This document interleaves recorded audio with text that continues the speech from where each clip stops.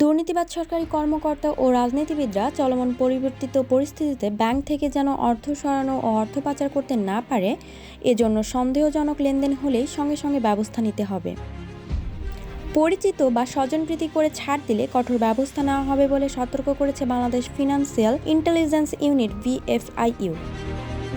গতকাল বৃহস্পতিবার দেশের সব রাষ্ট্রায়ত্ত ও বেসরকারি ব্যাংকগুলোর চিফ অ্যান্টি মানি লন্ডারিং অফিসারদের সঙ্গে বৈঠকে এই সতর্কবার্তা দেয় সংস্থাটি।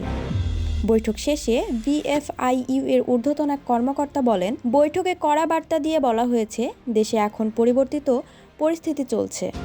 অনেক দুর্নীতিবাজ সরকারি কর্মকর্তা ও রাজনীতিবিদ সন্ত্রাসী অর্থ সরানো ও অর্থ পাচারের চেষ্টা করবে।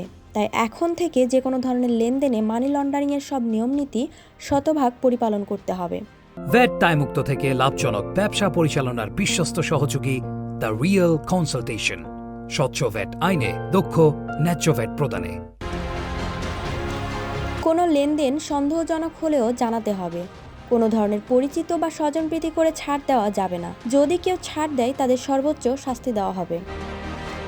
বৈঠকে বলা হয়, যে কোনো ধরনের সন্দেহজনক লেনদেন হলে সঙ্গে সঙ্গে সন্দেহজনক লেনদেন STR এবং সন্দেহজনক কার্যক্রম SAR প্রতিবেদন দিতে হবে। STR বা SAR অনুযায়ী প্রয়োজন মনে হলে সংশ্লিষ্ট ব্যাংক অ্যাকাউন্ট ফ্রিজ বা জব্দ করা হবে। সাধারণত সার্কুলারের মাধ্যমে ব্যাংকগুলোকে এ ধরনের নির্দেশনা দিয়ে থাকে BFIU। তবে BFIU প্রধান না থাকায় সার্কুলার জারি করা সম্ভব হয়নি। এর আগে বুধবার সকালে স্বেচ্ছাচারিতা এবং অনিয়ম দুর্নীতির অভিযোগে কেন্দ্রীয় ব্যাংকের কর্মচারীদের তোপের মুখে BFIU এর প্রধান মোহাম্মদ মাসুদ বিশ্বাস, কেন্দ্রীয় ব্যাংকের 4 ডেপুটি গভর্নর এবং একজন উপদেষ্টা ব্যাংক থেকে চলে যেতে বাধ্য হয়।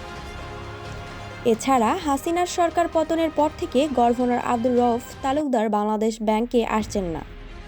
অনেকে বলছেন, দেশ থেকে পালাতে তিনি অনেক মহলে দেন দরবার করে যাচ্ছেন। জানা গেছে, অনেক দুর্নীতিবাজ সরকারি কর্মকর্তা ও রাজনীতিবিদ তাদের ব্যাংক অ্যাকাউন্টে থাকা দুর্নীতির টাকা সরিয়ে নেওয়ার চেষ্টা করছেন। সরকার পতনের পর বুধবার ইসলামী ব্যাংক তাদের একটি প্রতিষ্ঠানের 548 কোটি টাকা তোলার চেক প্রত্যাখ্যান করেছে। জানা গেছে, টপ 10 ট্রেডিং কোম্পানির ইস্যু করা এই চেকটি এসেছিল চট্টগ্রামের খাতুনগঞ্জ কর্পোরেট শাখায়। কোম্পানিটি ব্যাংকের সঙ্গে যোগাযোগের জন্য যে নাম্বারটি দিয়ে রেখেছিল তা বন্ধ পাওয়া গেছে। দেশব্যাপী অস্থিরতার মধ্যে বিপুল পরিমাণ অর্থ উত্তোলনের এই চেষ্টা সন্দেহজনক হওয়ায় টাকা উত্তোলনের ওই চেক প্রত্যাখ্যান করেছেন ব্যাংকটির সংশ্লিষ্ট কর্মকর্তারা।